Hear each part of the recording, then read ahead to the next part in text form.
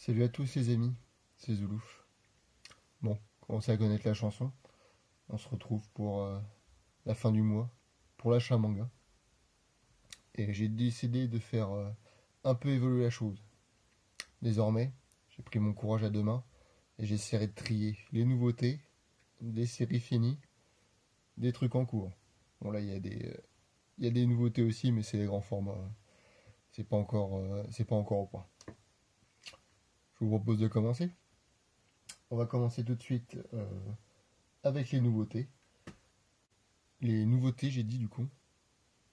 Merci. Ranking of Kings, donc série qui a fait beaucoup parler d'elle pour son adaptation animée Usama Ranking, qui est selon moi, en tout cas pour l'instant, le meilleur anime qui est sorti de cette année. Cette année ou l'année dernière, je sais plus. En tout cas, qui s'est fini cette année. Si vous prenez le manga, ça vous fait un peu l'effet de One hein, pour One Punch Man. C'est-à-dire, vous regardez l'anime, c'est chiadé de fou, tout bien fini. Et vous prenez le manga, vous retombez assez bas. Mais c'est quand même une excellente série. Même avec ses dessins un peu enfantins, on va dire. Par contre, je déteste ces formats de bouquins de chez Kiun, un peu comme les Beastars. Je les trouve beaucoup trop compacts et c'est horrible à lire. La version Eco Plus de chez Noël Graphics, donc sans jaquette, à 3,95 si je dis pas de bêtises. Donc là on a Ozuki le Stoïque, c'était la seule série qui m'intéressait à peu près de leur nouvelle collection. Ça a l'air d'être de l'humour typé un peu comme les vacances de Jésus Bouddha sur des divinités, des esprits, des yokai. Ça m'a l'air sympathique, mais apparemment assez référencé, donc il faut s'y connaître un peu. Bon, par contre, je veux pas dire, mais look back 7,30 €, regardez-moi ça. Même nombre de pages, encore plus petit. Moi je dis, il y a certains éditeurs, ils ont du souci à se faire. Encore en nouveauté, on a du Tsutomu Takahashi. Là, ça a fait, ce mois-ci, il a fait plaisir hein, pour Takahashi. On a Black Box, donc un manga sur la boxe. Je crois qu'une série qui sera en 6 tomes. Donc on suit un boxeur qui va essayer de refaire sa vie avec toute sa famille, je crois, qui sont des meurtriers, son père et son frère. En vrai, ça va être encore une histoire joyeuse. Je vais attendre qu'elle soit finie pour me la lire. Je pense que c'est du Tsutomu Takahashi en 2 heures, ça sera fait. 6 tomes, 2 heures, je pense que ça sera bon. Et tout autre registre, Soul Keeper. Et là, on est plus sur sur de la réincarnation, une histoire d'âme, donc un peu plus spirituelle comme récit. On va voir ce que ça donnait. Celui-là, je sais pas en combien de tomes ça sera, mais je vais me le lire directement. On passe aux séries qui sont terminées ce mois-ci. On commence avec Ashidaka The Iron Hero. Alors déjà, ça c'était une histoire un peu alambiquée, une histoire de divinité aux 100 bras mécaniques qui avait dispersé ses bras dans le monde pour vaincre des démons avec des bras. Donc les personnages ont tous des bras mécaniques. Enfin, c'est une histoire vraiment alambiquée.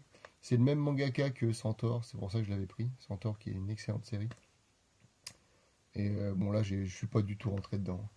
C'est 4 tomes et 4 tomes et on n'en parlera plus. Peleliu, 11e et dernier tome, superbe couverture.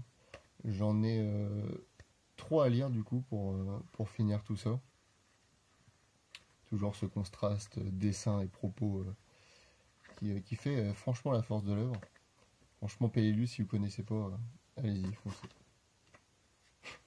Quintessentiel quintuplette, le tome 14. J'hésite à me reprendre la série en couleur.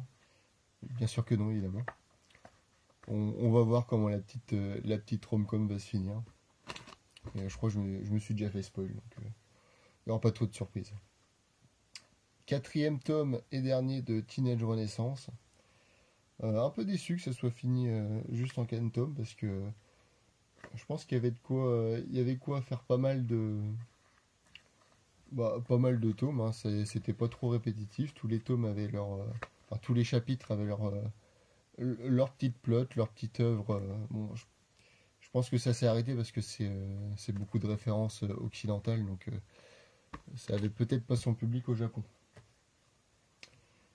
Et enfin, 10e et dernier tome du bateau de Thésée, l'excellent thriller. Je suis impatient de me finir la série. Pour ce qui est des séries en cours, je vous propose de speedrun. C'est des trucs qu'on voit souvent sur ma chaîne, donc pas envie de trop de me répéter. Tsutomu Takahashi, avec son récit de samouraï si doux, toujours aussi dur. Dr Stone, tome 20, au rythme où ils avancent, ils vont bientôt nous créer la Porte des Étoiles ou l'USS Enterprise, je sais pas. Le tome 13 de la saison 6 d'Hippo, un tournant dans la vie d'Hippo, un choix se porte à lui, on ne sait pas trop lequel il va le prendre, mais moi je pense savoir ce qu'il va faire.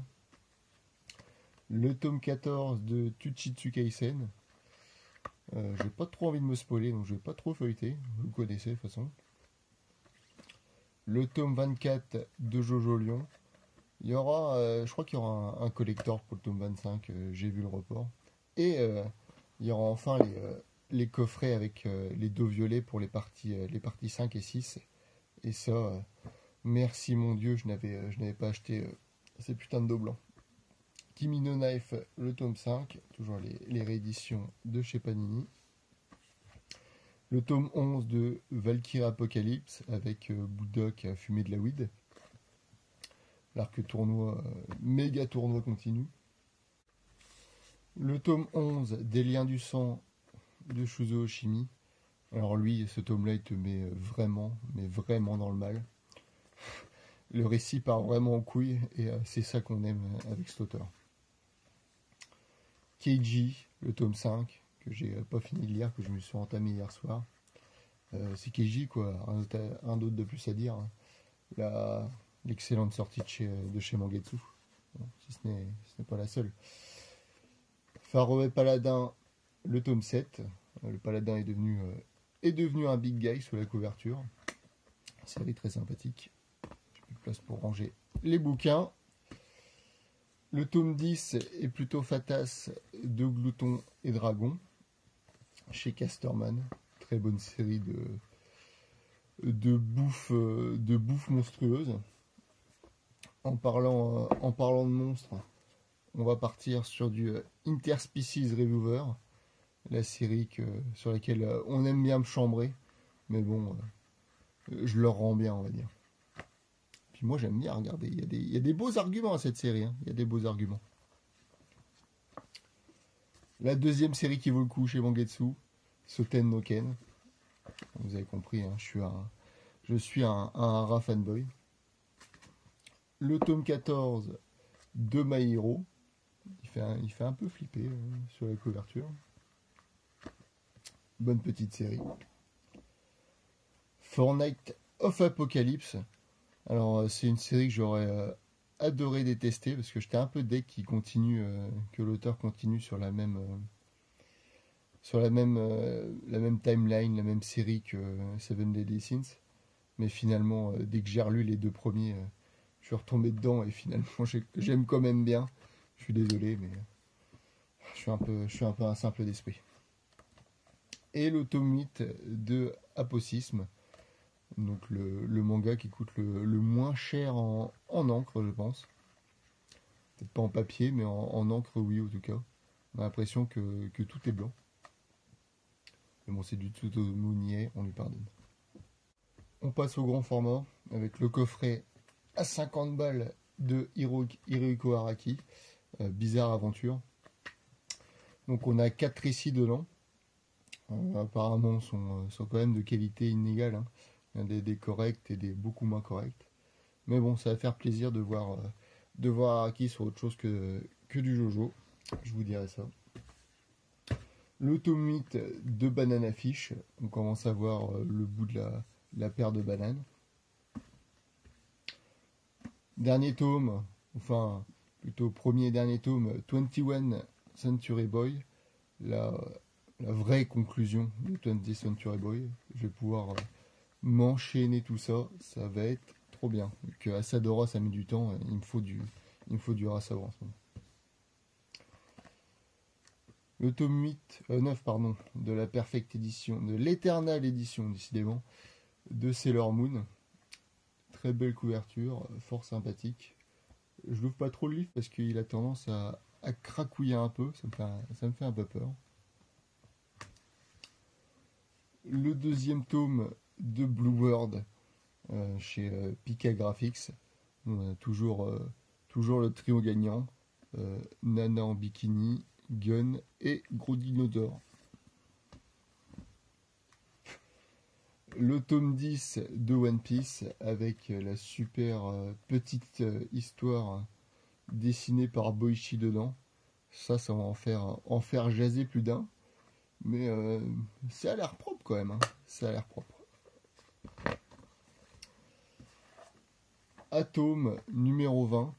Bon, par rapport aux deux d'avant, à mon avis, ça va donner envie à un peu moins de personnes. Mais il y a quand même des articles plutôt sympathiques, dont un sur Tsutomu Takahashi dedans. Voilà, ici. Et Taniguchi, évidemment. Ça donne envie. Encore une très bonne lecture de chiottes. Là, on passe sur des trucs qui sont non manga. Ad Astra de Mathieu Bablé. Alors, Mathieu Bablé, j'adore ce qu'il fait. Je vous conseille absolument tous ces titres, hein, que ce soit La Belle Mort, Sangrila, Carbone et Silicium, c'est vraiment des excellents titres.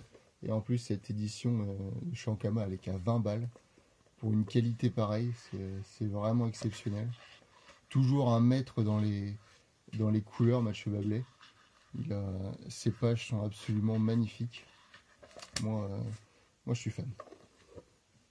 Et on se termine avec le dernier tome de la série des Ogres Dieux, à savoir Première Née. C'est une série un peu particulière, vu que c'est une BD en noir et blanc. Bon, pour les lecteurs de manga, ça change pas trop, mais pour les lecteurs de BD, ça fait bizarre. Et qui est également entrecoupé de certains chapitres qui sont uniquement en écrit, donc qui nous apprend un peu plus sur le contexte ou le lore de l'œuvre. Ça apporte vraiment de la profondeur au récit, c'est vraiment, vraiment cool.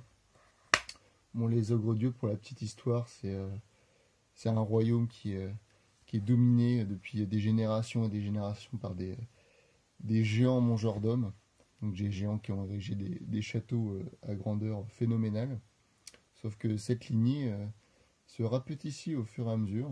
Et ils perdent petit à petit de leur pouvoir, ce qui leur fait peur. Et le dernier né, il s'avère qu'il est né à taille humaine. Et ça va poser pas mal de soucis pour lui et pour les géants aussi. Voilà pour ce qui est de la petite histoire. Et voilà, c'est finito pour le mois d'avril. Le mois de mai, il va être, je pense, à peu près équivalent en sortie. Donc ça va, on va pas tous se ruiner. Petit projet de vidéo que j'ai en tête. J'ai sûrement de ferme des ennemis. Ça va finir en octogone, cette histoire. Mais bon, le père Zoulouf est là pour vous. Il va se sacrifier pour vous, pour qu'on ait enfin la vérité. Allez, à plus.